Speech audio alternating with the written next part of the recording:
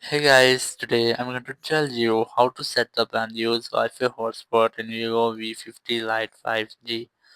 If you're using Vivo V50 Lite 5G and now you want to set up and use your Wi-Fi hotspot, so let's see how can do this. You just have to open your phone settings.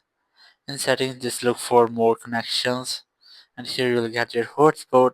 Just tap on it, then select Wi-Fi hotspot from here, and here you just have to enable your hotspot, and here's the hotspot name. You can easily edit it as you want, and here's your hotspot password. You can easily manage your password, and here's the point time mobile data usage. You can easily set your mobile data usage, and here's the maximum number of connections. You can easily set maximum number of connections on your Wi-Fi hotspot.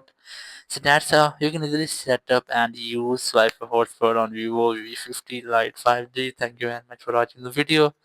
Until next video, bye bye.